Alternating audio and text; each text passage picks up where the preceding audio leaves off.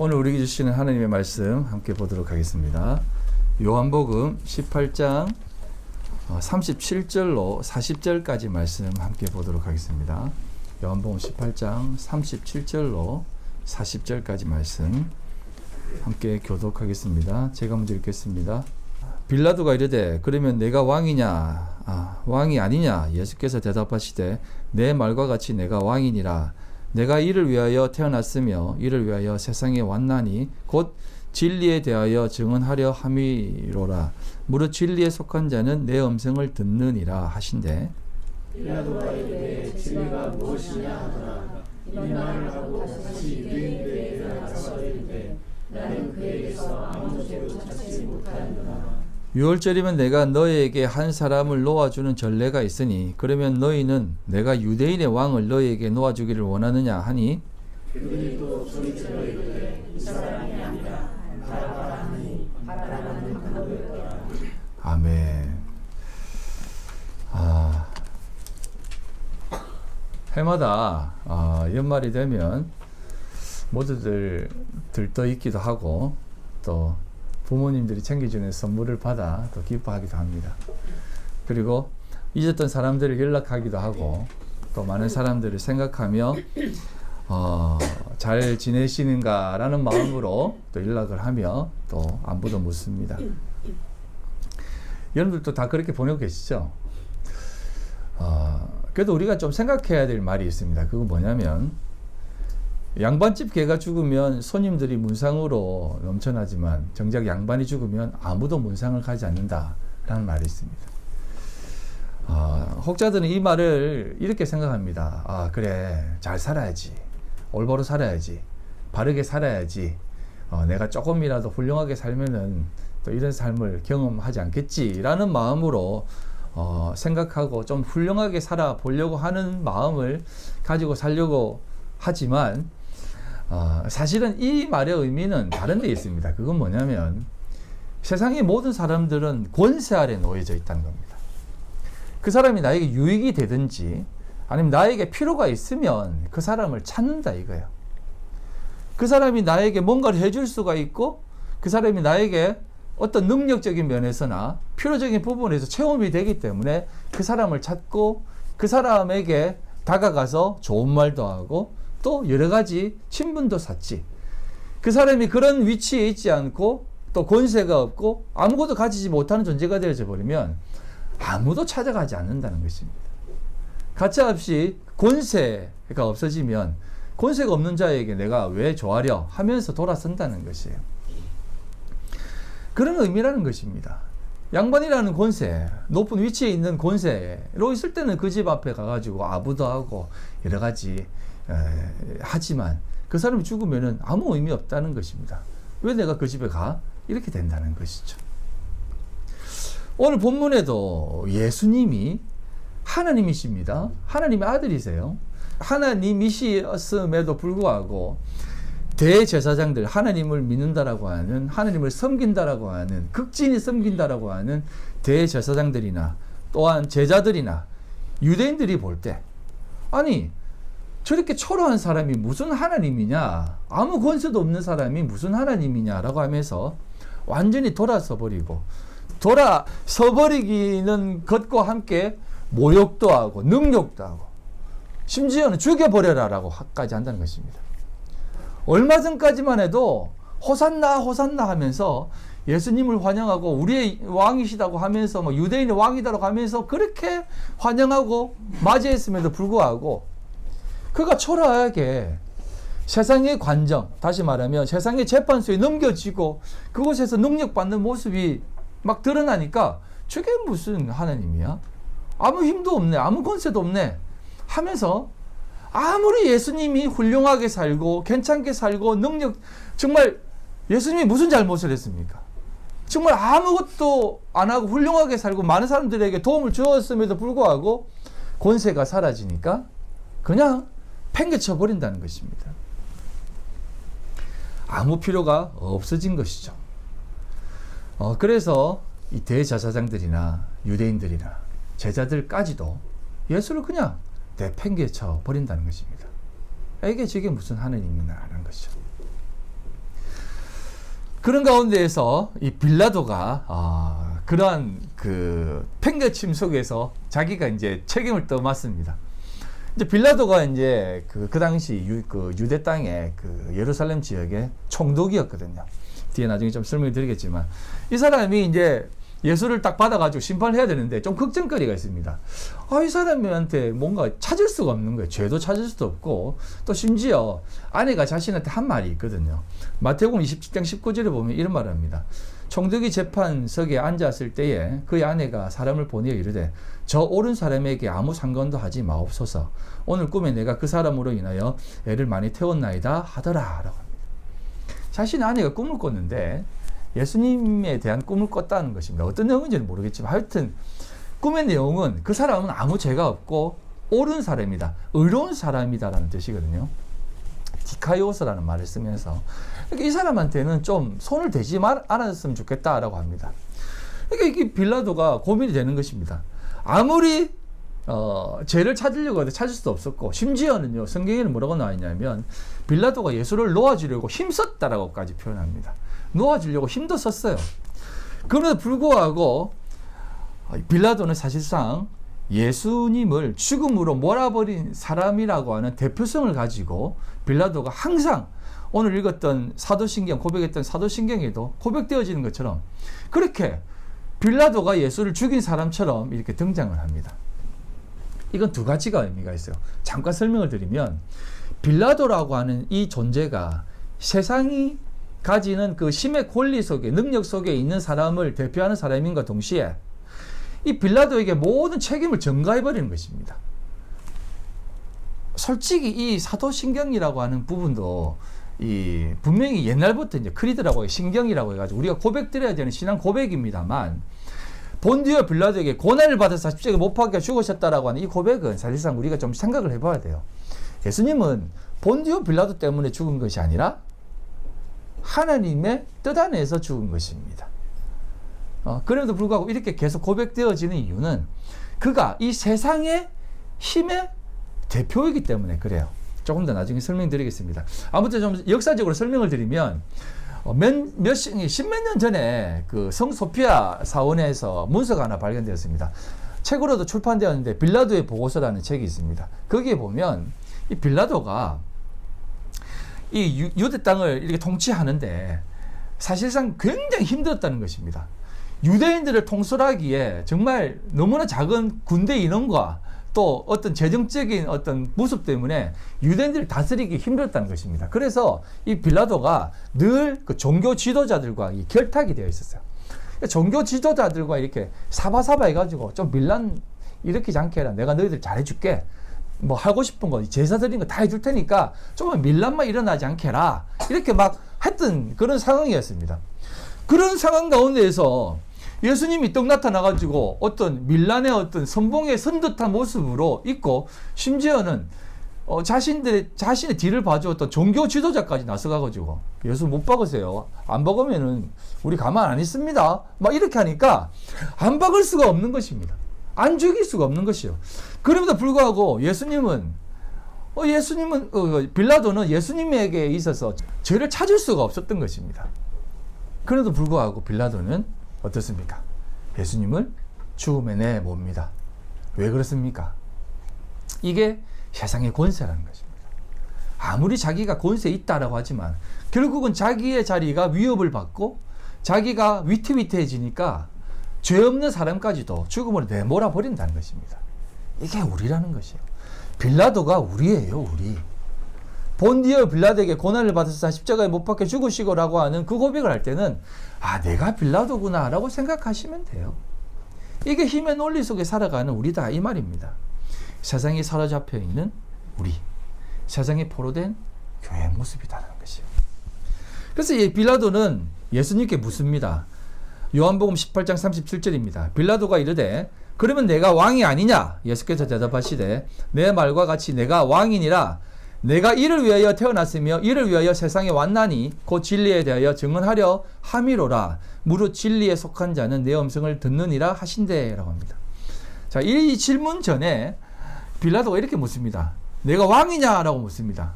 그랬더니 예수님은 또다시 자신의 질문으로 이렇게 대답합니다. 그게 네 생각이냐?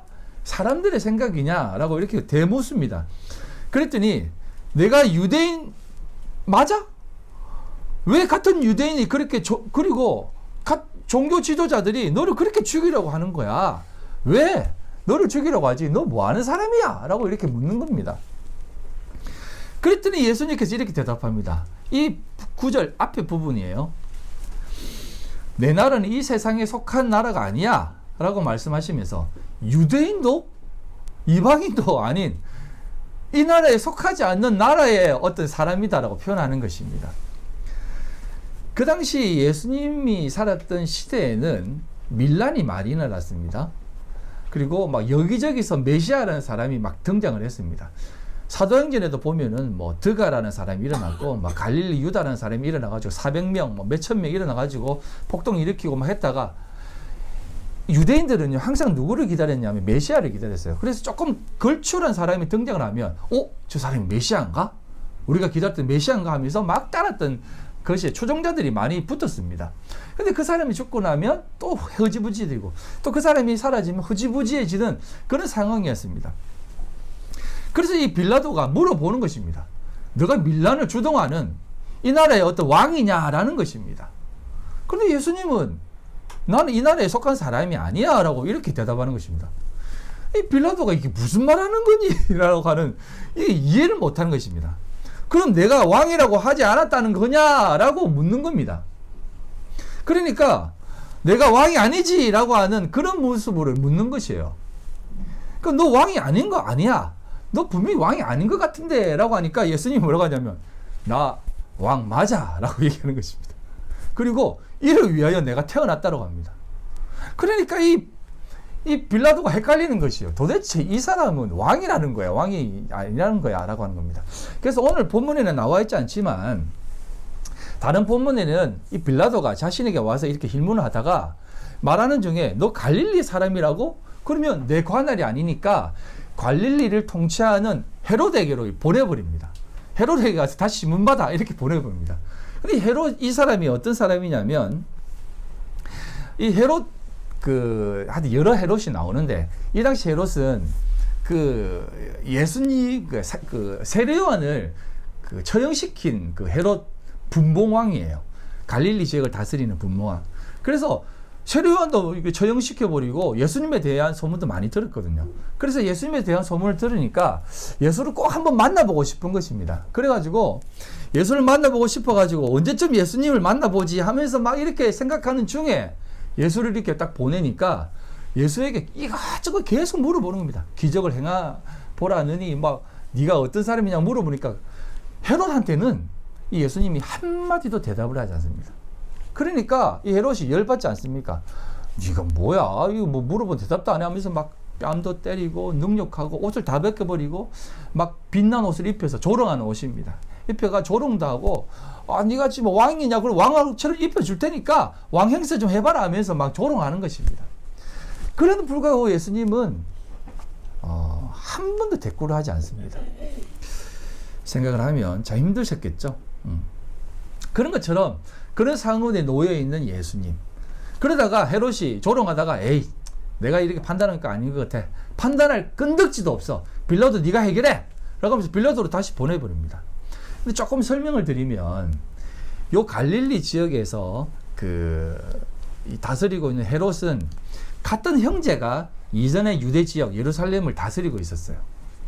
이게 헤롯 아켈라오라고 하는 사람이 다스리고 있었는데 이 사람이 조금 강압 통치를 했습니다. 그래서 이 유대인들이 그러니까 막 봉기를 했어요. 그래가지고 막 데모하고 막 밀란을 일으켰을 때 이 사람이 유대 땅을 다스리던 이 헤롯이 2,000명 넘게 사람 유대인을 죽여버렸습니다. 그래가지고 유대인들이 종교 지도자들이 저 사람 밑에서는 우리는 절대 복종하고 싶지 않다. 저 사람이 계속 우리를 다스리고 있다면 우리는 끝까지 투쟁할 것이다 하면서 로마에 상소를 올려버렸습니다. 그래가지고 로마 정부가 너 안 되겠어. 너 저쪽으로 지역으로 가. 이래가지고 지방으로 좌천시켜버리고 분봉왕을 없애버리고 빌라도를 총독으로 세운 것입니다. 그러니까 이 갈릴리 지역의 분봉왕이었던 그 헤롯과 유대 땅에 있었던 그 빌라도와 사이가 좋았겠습니까? 사이가 안 좋았어요. 그래서 늘 옥신각신하고 서로 막 일을 미루고 하던 차에 예수를 가지고 이렇게 막 왔다 갔다 하면서 막 능욕할 때는 성경이 뭐라고 기록하냐면 이때만 헤롯과 빌라도가 서로 지냈다라고 합니다. 그러니까 이 세상은요, 항상 그 공통의 적을 만들어요. 공동의 적을. 막 서로가 막 이렇게 막 의견이 막 분분해가지고 네가 올리 내가 올리 하다가 그러다가 한 명 진짜 나쁜 놈 한 번 툭 던집니다. 그러면 이 둘이 싸우다가 그래 그놈만 나쁜 놈이라면서 후 이렇게 하나가 돼가지고 의기투합하고 잘 지냅니다.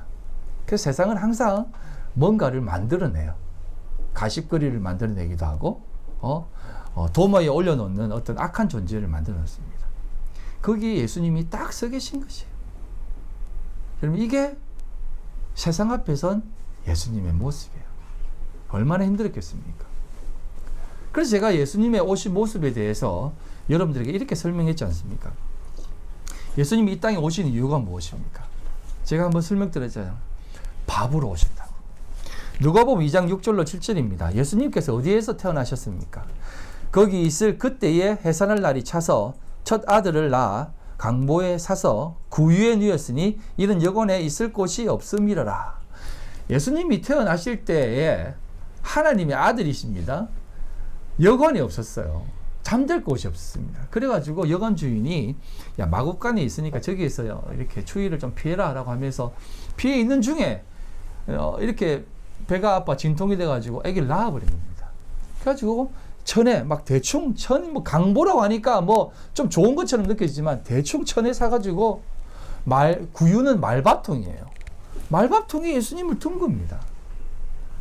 여러분 말 구유에 이 예수님을 올려놓았다는 의미가 어떤 의미겠습니까?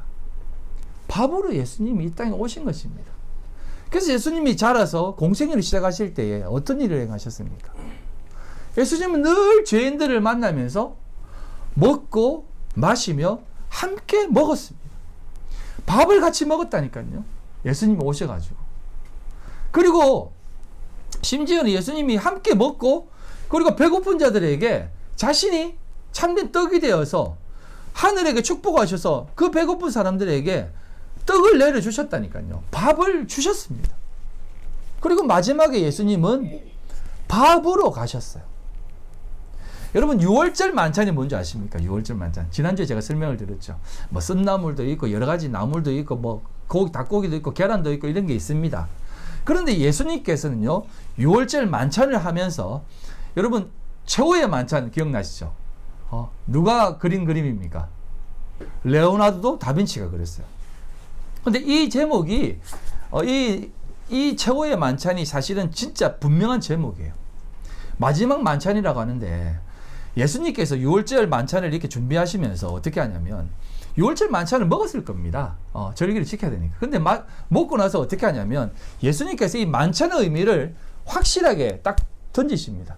이제 너희들은 이 6월절 만찬 이제 먹지 말고 내가 너희들에게 떡을 떼어주고 예수님이 직접 잔을 주시면서 이 만찬을 그냥 앞으로는 이 6월절 만찬 하지 마 하면서 자신이 직접 떡으로 피로 나눠줘 버리는 것입니다. 그리고 앞으로 6월절 지키지 말고 이것을 나를 기념하여서 내 살과 내 피를 기념하면 6월절의 개념을 아는 것이야 라고 하시면서 자신이 떡으로 제자들에게 직접 줘버리는 것입니다. 그래서 우리가 예수님의 살과 피를 기념하면서 성찬식도 하고 또 그 속에서 예수님의 참된 의미를 하시잖아요. 알잖아요. 깨닫게 되잖아요. 예수님이 우리에게 밥으로 또 참된 음료로 우리에게 오신다는 것입니다. 그러니까 이 예수님의 삶이 어떤 삶이겠습니까? 우리에게 참된 양식으로 오시면서 내가 너희들에게 온 이유는 이런 이유로 왔다라고 하면서 다시 한번 말씀하는 게 뭐냐면 진리를 알리기 위해서 왔다라고 또 얘기하신 겁니다. 그 진리가 무엇이겠습니까? 요한복음 8장 31절로 32절입니다. 그러므로 예수께서 자기를 믿는 유대인들에게 이르되 너희가 내 말에 거하면 참 내 제자가 되고 진리를 알지니 진리가 너희를 자유케 하리라 라고 얘기합니다. 예수님을 믿는다고 모여있는 사람들에게 예수님이 이렇게 말씀하시는 겁니다. 요한복음 8장에. 그랬더니 이 사람들이 뭐라고 대답하냐면 어른들이에요. 모든 말을 이해하는 어른들이 이렇게 얘기합니다. 아니 우리가 종된 적이 없는데 무슨 자유한다는 얘기를 해. 우리 종된 적 없어요. 그러니까 자유도 필요 없어요 라고 얘기하는 것입니다. 어른들이 이 예수님의 말을 이해를 못한다는 것입니다. 그래서 예수님께서 진리에 대해서 우리에게 알려주시기 위해서 오셨다는 것입니다. 여러분, 진리가 무엇이겠습니까? 어저께 이제 한 아이와 함께 머리를 깎으러 갔습니다. 깎으러 갔는데, 가는 중에 그 아이가 저에게 묻더라고요. 예수님은 이 세상에서 얼마만큼 사셨어요? 이러길래 33년 정도? 그래서 얼마 모셨었네요. 이러길래 그럼 예수님 얼마 모셨었지 하니까 그 예수님 다시 태어났잖아요. 이렇게 하는 거야. 그래서 부활한 거 그거는 이 세상의 삶이 아니야. 부활의 모습으로 산 것은 이 세상의 삶과는 다른 삶이야 라고 하니까 그때부터 질문을 안 하더라고요. 네. 그 아이는 저와 함께 머리를 깎은 친구입니다. 네. 근데 여러분 이게 이해를 못한다는 것입니다. 예수님은요 우리에게 진리를 알지니 진리가 너희를 자유케 하리라. 그리고 진리를 전하기 위해서 이 세상에 오셨어요. 그럼 이 진리가 과연 우리에게 어떤 의미겠습니까? 솔직히 오늘날 그리스도인들, 기독교인들이 예수를 어떻게 믿고 있고 어떻게 바라보고 있습니까? 진리에 대해서 알고 싶어 합니까? 아니면 그냥 뭐 이 땅에 오신 이유는 뭐 이런 거겠지 하면서 그냥 신앙생활 하면서 믿음 생활 하면서 그냥 막 살아가고 있습니다. 그냥 예수님이 오셔가지고 우리를 좋은 곳에 데려가시겠지, 우리를 구원해 주시겠지, 이런 마음으로 신앙생활 하는 것 아닙니까? 어저께 이제 막 사람들이 저한테 이제 크리스마스 카드를 막 이렇게 사진을 보내더라고요. 근데 한 사람이 한 7장을 한꺼번에 보내더라고요. 그러면서 제가 얘 메리 크리스마스 근데 왜 이렇게 많이 보냈어요? 하니까 교인들에게 나눠주라고 이렇게 보낸 거예요. 보니까 이제 다 전신에 뭐 이 땅의 평안, 뭐 하늘의 평안, 뭐 이런 거 있죠. 그 다음에 뭐 예수님이 우리를 구원해 주러 오셨습니다 하면서 뭐 이렇게 하는데, 여러분 솔직히 여러분들 예수님이 이 땅에 오신 이유를 진짜 알겠습니까? 여러분 솔직히요. 그 하나님을 우리가 다 이해할 수 있다라고 하는 사람은 거짓말이에요. 우리가 어떻게 하나님을 이해할 수 있습니까? 하나님은 현실 세계에 이해되어질 수 있는 분이 아니십니다. 여러분 하나님이 이 땅에 육신으로 입고 오셨다는 것은 사실상 신의 죽음이에요. 신이라고 하는 그 묵시 속에 계신 하나님의 크고 무한한 그분이 인간이라고 하는 정말 작고 천한 모습으로 이 땅에 오신 것이에요. 여러분 한번 생각해 보세요. 하나님과 나와의 어떤 그 관계가 이런 생각해 보셨습니까? 우리와 개미 정도의 차이보다 더 심하다는 거. 근데 개미들이 여기에서 뭐 진짜 말도 하고 뭐 가라면 가고 쓰라면 쓰고 나름대로 막 진짜 훌륭하게 살고 있어요. 근데 제가 이렇게 개미를 막 진짜 훈련시켰어요. 이렇게 막 정말 이제 이 개미는 훌륭한 개미야. 말도 하고 앞구르기도 하고 뒷구르기도 하는 그런 개미야. 그래서 내가 시아한테 시아야 이 개미 좀 봐봐. 이거 진짜 대단하지 않으니까 시아는 어떻게 하는지 아세요? 개미네? 꾹 죽여버린 거야. 그러니까 깨달아지지 않는다니까요. 우리가 어떻게 개미와 같은 우리가 어떻게 하나님을 깨달을 수 있겠어요? 그리고 하나님도 우리를 바라보시면 이것보다 더 심한 모습으로 바라보게 되는 거예요. 그런데 여러분 이런 우리를 위해서 여러분 하나님이 그렇게 낮고 낮은 인간의 모습으로 오셔가지고 우리를 위해 직접 사시고 보여주시고 가르쳐 주셨다는 것입니다. 이건요 너무나 귀한 은혜예요. 우리를 위해 그렇게 하나님이 하셨다니까요. 그래서 예수님께서는 이러한 모습으로 행하는 그러한 모든 삶 속에 우리에게 가르쳐 주시는 것 이상으로 예수님께서는 뭐라고 하시냐면 진리가 이제 너희들 가운데 있을 테니까 그 진리가 너희들에게 들어갈 것이다 라고 하는 것입니다. 그래서 천국은 우리에게 침범에 들어온다라는 것이죠. 천국은 침노하는 자의 것이다 라고 하잖아요. 그게 사실은 조금 번역이 애매한 겁니다. 천국을 우리가 침노하면 천국을 취할 수가 있어요? 아니에요. 그런 천국이 무슨 천국이 되겠습니까? 천국이 우리에게 침노되어 들어온다라는 개념입니다. 그래서 예수님이 제가 다음 주에 진리와 이 부분에 대해서 설명을 드릴게요. 오늘 다 설명드리면 안 됩니다. 오늘 성탄절이 이제 빨리 끝내야죠. 네. 제가 요거 배경만 좀 설명드리고 이렇게 마치려고 하는 겁니다. 그렇게 해서 천국이 우리에게 들어오는 것입니다. 어떻게? 유대인의 왕으로? 아니, 이 땅 가운데 왕으로? 참된 성도들의 왕으로 오셔서 어떻게? 우리 안에 들어오신다는 것입니다. 그게 뭐냐? 그게 바로 십자가의 죽음심이라는 것이에요. 그래야만 우리 안에 들어올 수 있다는 것입니다.